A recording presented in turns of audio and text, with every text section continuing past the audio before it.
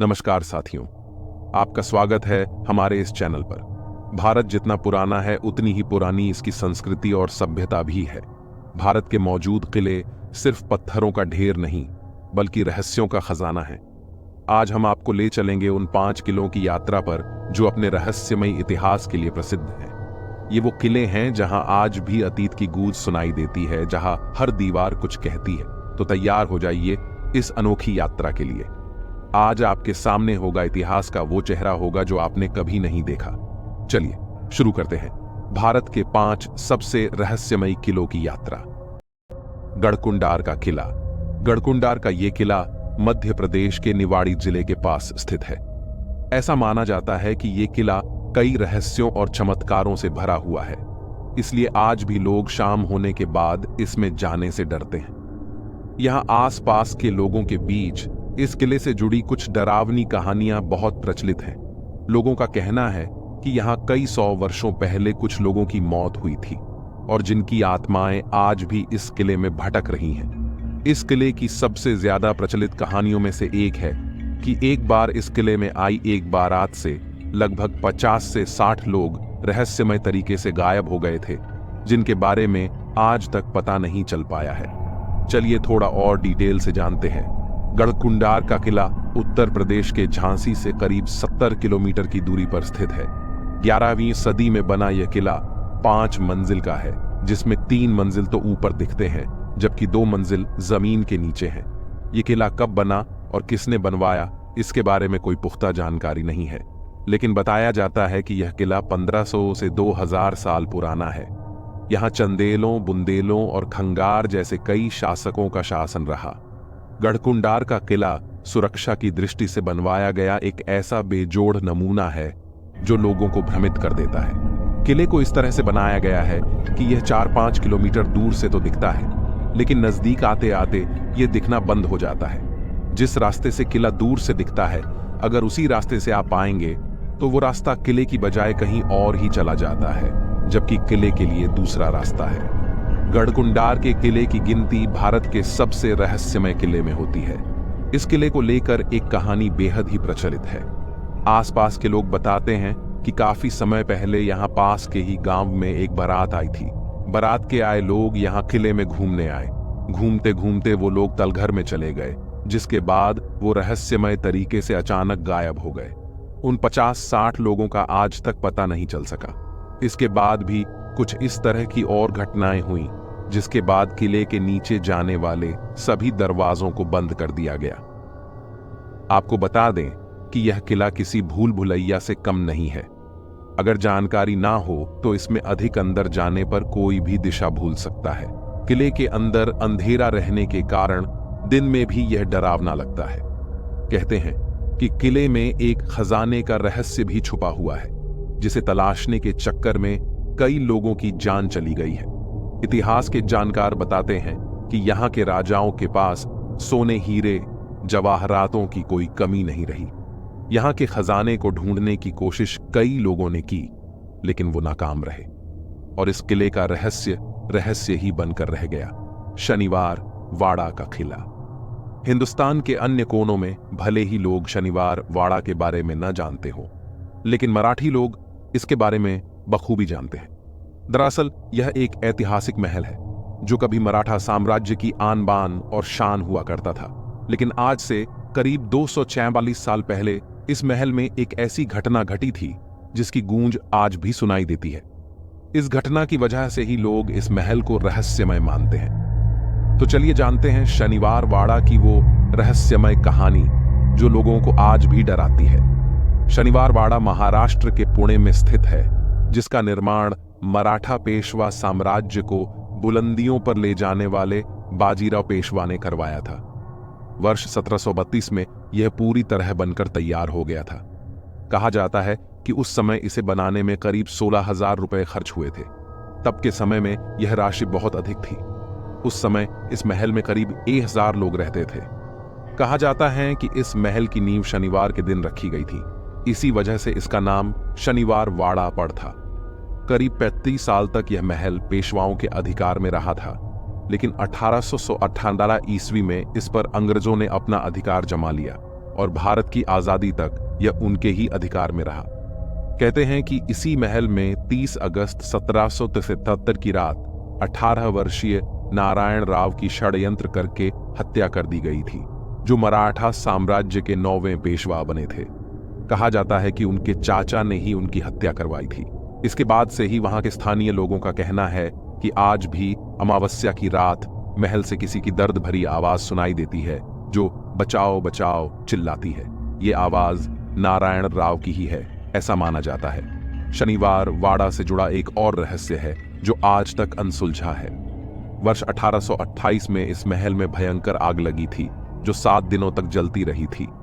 इसकी वजह से महल का बड़ा हिस्सा जल गया था। अब यह आग कैसे लगी थी, यह आज भी एक सवाल ही बना हुआ है। इसके बारे में कोई नहीं जानता। रायसेन का किला, मध्य प्रदेश के भोपाल में मौजूद रायसेन का किला, जिसके बारे में कहा जाता है कि यहां शासन कर रहे राजा ने खुद अपनी रानी का सिर काट दिया था। इसके पीछे एक बेहद ही हैरान करने वाली ऐतिहासिक कहानी है। सन 1200 ईस्वी में निर्मित यह किला पहाड़ी की चोटी पर स्थित है। यह प्राचीन वास्तुकला और गुणवत्ता का एक अद्भुत प्रमाण है, जो कई शताब्दियां बीत जाने के बाद भी शान से उसी तरह खड़ा है जैसा पहले था। बलुआ पत्थर से बने इस किले के चारों ओर बड़ी बड़ी चट्टानों की दीवारें हैं। इन दीवारों के 9 द्वार और 13 बुर्ज हैं। इस किले का शानदार इतिहास रहा है। यहाँ कई राजाओं ने शासन किया है, जिनमें से एक शेरशाह सूरी भी था। हालांकि यह किला जीतने में उसके पसीने छूट गए थे। तारीख शेरशाही के मुताबिक 4 महीने की घेराबंदी के बाद भी वो यह किला नहीं जीत पाया था। कहते हैं कि शेरशाह सूरी ने इस किले को जीतने के लिए तांबे के सिक्कों को गलवाकर तोपें बनवाई थी, जिसकी बदौलत ही उसे जीत नसीब हुई थी। हालांकि कहा जाता है कि 1543 ईस्वी में इसे जीतने के लिए शेरशाह ने धोखे का सहारा लिया था। उस समय इस किले पर राजा पूरनमल का शासन था। उन्हें जैसे ही ये पता चला कि उनके साथ धोखा हुआ है, तो उन्होंने दुश्मनों से अपनी पत्नी रानी रत्नावली को बचाने के लिए उनका सिर खुद ही काट दिया था। इस किले से जुड़ी एक और बेहद ही रहस्यमय कहानी है। कहते हैं कि यहाँ के राजा राजसेन के पास पारस पत्थर था, जो लोहे को भी सोना बना सकता था। इस रहस्यमय पत्थर के लिए कई युद्ध भी हुए थे, लेकिन जब राजा रायसेन हार गए तो उन्होंने पारस पत्थर को किले में ही स्थित एक तालाब में फेंक दिया। कहते हैं कि कई राजाओं ने इस किले को खुदवा कर पारस पत्थर को खोजने की कोशिश की, लेकिन उन्हें सफलता नहीं मिली। आज भी लोग यहाँ रात के समय पारस पत्थर की तलाश में तांत्रिकों को अपने साथ लेकर जाते हैं, लेकिन उन्हें निराशा ही हाथ लगती है। इसको लेकर यह कहानी भी प्रचलित है कि यहाँ पत्थर को ढूंढने आने वाले कई लोग अपना मानसिक संतुलन खो चुके हैं, क्योंकि पारस पत्थर की रक्षा एक जिन्न करता है। हालांकि पुरातत्व विभाग को अब तक ऐसा कोई भी सबूत नहीं मिला है जिससे पता चले कि पारस पत्थर इसी किले में मौजूद है, लेकिन कहीं सुनी कहानियों की वजह से लोग चोरी छिपे पारस पत्थर की तलाश में इस किले में पहुंचते हैं। गोलकुंडा किला। भारत में कई राजाओं महाराजाओं ने अपने रहने के लिए या आपातकालीन स्थिति में छुपने के लिए किले बनवाए थे। ये किले आज भी देश की शान बने हुए हैं। इन्हीं में से एक है गोलकोंडा किला, जो हैदराबाद के प्रमुख पर्यटन स्थलों में से एक है। यह किला देश की सबसे बड़ी मानव निर्मित झीलों में से एक हुसैन सागर झील से लगभग 9 किलोमीटर की दूरी पर स्थित है और इस क्षेत्र के सबसे संरक्षित स्मारकों में से एक है। कहा जाता है कि इस किले का निर्माण कार्य 1600 के दशक में पूरा हुआ था, लेकिन इसे बनाने की शुरुआत 13वीं शताब्दी में काकतीय राजवंश द्वारा की गई थी। यह किला अपनी वास्तुकला, पौराणिक कथाओं, इतिहास और रहस्यों के लिए जाना जाता है। इस किले के निर्माण से एक रोचक इतिहास जुड़ा हुआ है। कहते हैं कि एक दिन एक चरवाहे लड़के को पहाड़ी पर एक मूर्ति मिली। जब उस मूर्ति की सूचना तत्कालीन शासक काकतीय राजा को मिली, तो उन्होंने उसे पवित्र स्थान मानकर उसके चारों ओर मिट्टी का एक किला बनवा दिया, जिसे आज गोलकोंडा किला के नाम से जाना जाता है। 400 फीट ऊंची पहाड़ी पर बने इस किले में 8 दरवाजे और 27 गढ़ हैं। फतेह दरवाजा किले का मुख्य द्वार है, जो 13 फीट चौड़ा और 25 फीट लंबा है। इस दरवाजे को स्टील स्पाइक्स के साथ बनाया गया है, जो इसे हाथियों से बचाते थे। इस किले की शानदार भव्यता का अंदाजा आप यहाँ का दरबार हॉल देखकर ही लगा सकते हैं। जो हैदराबाद और सिकंदराबाद के दोनों शहरों को ध्यान में रखते हुए पहाड़ी की चोटी पर बनाया गया है। यहां पहुंचने के लिए 1000 सीढ़ियां चढ़नी पड़ती हैं। इस किले का सबसे बड़ा रहस्य ये है कि इसे इस तरह बनाया गया है कि जब कोई किले के तल पर ताली बजाता है तो उसकी आवाज बाला हिस्सार गेट से गूंजते हुए पूरे किले में सुनाई देती है। इस जगह को तालिया मंडप या आधुनिक ध्वनि अलार्म भी कहा जाता है। ऐसा माना जाता है कि किले में एक रहस्यमय सुरंग भी है जो किले के सबसे निचले भाग से होकर किले के बाहर निकलती है। कहा जाता है कि इस सुरंग को आपातकालीन स्थिति में शाही परिवार के लोगों को सुरक्षित बाहर पहुंचाने के लिए बनाई गई थी, लेकिन अब तक इस सुरंग का कुछ पता नहीं चल पाया है। भानगढ़ का किला। जब भी भूतिया स्थान यानी भारत के हॉन्टेड प्लेस की बात होती है तो सबसे पहले एक नाम का जिक्र जरूर होता है, और वो है भानगढ़ का किला।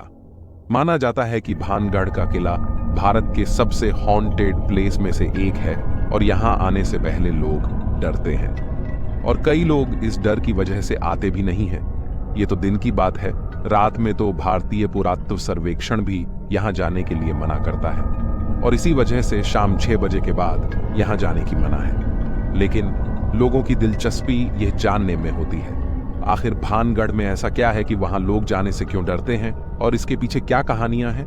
साथ ही लोग वहां के दृश्यों के बारे में जानना चाहते हैं कि वहां कैसा माहौल है और क्या वाकई में भानगढ़ भूतिया है। भानगढ़ राजस्थान के अलवर जिले में है। देखने में यह भी राजस्थान के दूसरे किलों की तरह है और काफी खूबसूरत है, लेकिन अब इसकी खूबसूरती खंडहर में परिवर्तित हो चुकी है। इस किले को 1533 में आमेर के राजा भगवंत दास ने बनवाया था, और इस किले का भी जयपुर में आमेर के किले से संबंध है। कहा जाता है कि पहले यह भी अन्य किलों की तरह काफी खूबसूरत था, लेकिन बाद में एक श्राप की वजह से इसका यह हाल हो गया। आखिर भानगढ़ का किला कैसे हुआ खंडहर में परिवर्तित? चलिए इसके पीछे के रहस्यमय कहानी को जानते हैं। वैसे तो भानगढ़ को लेकर कई तरह की कहानियां प्रचलित है, लेकिन सबसे ज्यादा चर्चा रानी रत्नावती और श्राप वाली कहानी की होती है। कहा जाता है कि यहां एक राजकुमारी थी जिनका नाम था रत्नावती।